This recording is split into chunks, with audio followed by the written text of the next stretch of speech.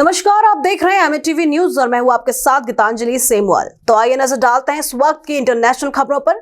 अंतर्राष्ट्रीय स्तर से एक महत्वपूर्ण खबर। सूडान और लीबिया आज आधुनिक युद्ध की नई प्रयोगशाला बन गए हैं, जहां तुर्की के ड्रोन और चीन के एयर डिफेंस सिस्टम सीधे भिड़ रहे हैं। ओपन सोर्स इंटेलिजेंस रिपोर्ट्स के अनुसार चीन के विंगलोंग ड्रोन ने तुर्की के बायर कतार TB2 ड्रोन को बार बार मात दी है। इस संघर्ष को विशेषज्ञ चीन तुर्की के बीच टेक्नोलॉजिकल प्रॉक्सी वॉर भी माना जा रहा है।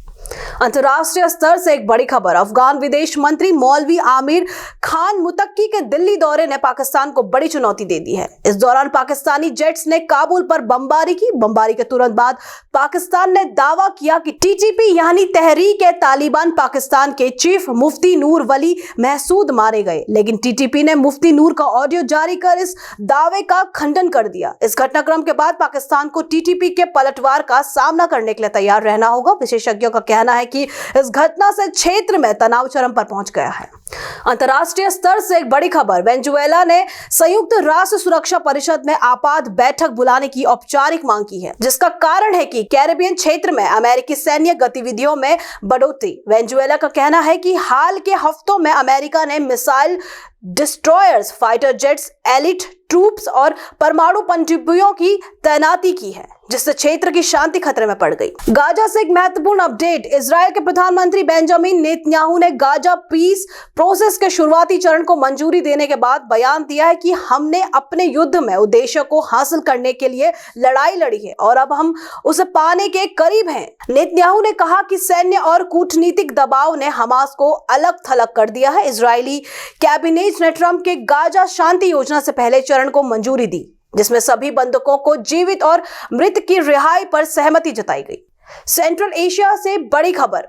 रूस के राष्ट्रपति व्लादिमीर पुतिन ने हाल ही में सेंट्रल एशिया सम्मेलन में कहा कि यूरेशियन एकीकरण क्षेत्र के लिए अपार आर्थिक संभावनाएं लेकर आता है। उनका कहना है कि यह क्षेत्र विशाल संसाधनों और संभावनाओं से भरा हुआ है, जिसे पूरी तरह से आज उपयोग नहीं किया गया। पुतिन ने कहा कि इस क्षेत्र में करोड़ों लोग रहते हैं, लेकिन व्यापार और आर्थिक सहयोग की संभावनाएं अभी भी लगभग अप्रयुक्त है। हम इसे पूरी तरह से सक्रिय कर सकते हैं। उन्होंने जोर देकर कहा कि यूरेशियन आर्थिक और व्यापारिक नेटवर्क को और मजबूत करना क्षेत्र के विकास और संतुलन के लिए अत्यंत आवश्यक है। प्रधानमंत्री नरेंद्र मोदी ने ब्रिटिश प्रधानमंत्री कीर स्टार्मर से मुलाकात में खालिस्तानी उग्रवाद का मुद्दा उठाया। विदेश सचिव विक्रम मिस्री के अनुसार मोदी ने कहा कि उग्रवाद और कट्टरता का लोकतांत्रिक समाजों में कोई स्थान नहीं है। साथ ही उन्होंने जोर देकर कहा कि ऐसे तत्वों पर कानूनी ढांचे के भीतर कार्रवाई करना जरूरी है।